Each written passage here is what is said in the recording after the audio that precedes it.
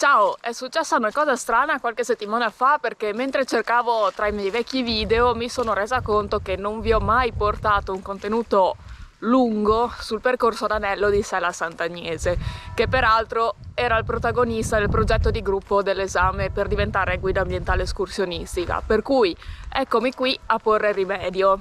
Rispetto alle solite escursioni che vi porto è decisamente più impegnativa, per cui munitevi di scarpe adatte, acqua e magari anche il pranzo al sacco. Per i dettagli ovviamente vi rimando come sempre al video, a fine video come al solito. Come parcheggio vi consiglio di lasciare l'auto nella zona del bar camping ai Pioppi, se non c'è spazio proprio lì davanti, c'è comunque spazio in zona. E in questo modo potrete farvi il post camminata, nel post camminata una birretta rigenerante. Da qui avrete una parte su asfalto che vi porterà fino all'imbocco di via Monte Ercole, che è appunto la strada verso il primo highlight del giro, ovvero il lago Minisini, che ha avuto origine quando il ghiacciaio del Tilaventino, quello che ha dato origine al tagliamento, poi si è ritirato. L'unico emissario è un rio che ha acqua solo in presenza di abbondanti piogge, per cui capite bene quanto possa essere fragile questo ambiente. La vegetazione qui ovviamente è quella tipica palustre, con canne, ninfee e carice. Dopo un po' di salita si arriva ad un altro pezzo di storia, che è il forte di Monte Ercole, costruito ad inizio Novecento. Era in un punto strategico per il controllo del territorio, ma qui non venne in realtà mai sparato un colpo, nemmeno per rallentare l'avanzata austro-ungarica durante la Prima Guerra Mondiale. Prendetevi qualche minuto per percorrere la lunga galleria della fucileria, non ve ne pentirete, poi salite sopra alla cupola che c'è e godetevi il panorama sul tagliamento.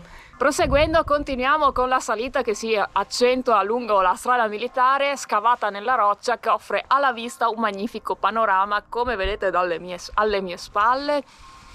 C'è anche una galleria appunto fatta dagli militari e dopo un po' si entra in un bosco di castagni che ci accompagna fino a quello che è il punto più alto dell'itinerario.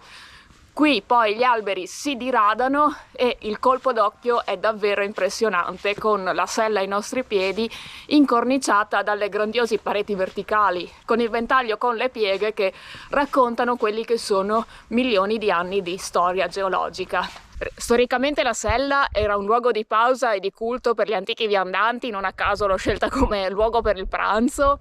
La chiesetta e i resti dell'antico convento femminile, fondato ben prima del 1200, sono stati recentemente restaurati e sono un posto molto amato dai gemonesi, soprattutto per la festa degli Aquiloni, che si tiene ogni anno il giorno dell'Ascensione. Da qui poi si scende per una comoda pista forestale con dei tornanti che sono anche eventualmente tagliabili, diciamo così, che vi riporta verso l'auto. Se volete un'alternativa più facile a questo percorso, potete parcheggiare ai piedi della pista forestale, in corrispondenza più o meno del torrente Vegliato, per fare poi andata e ritorno dalla sella su questa strada.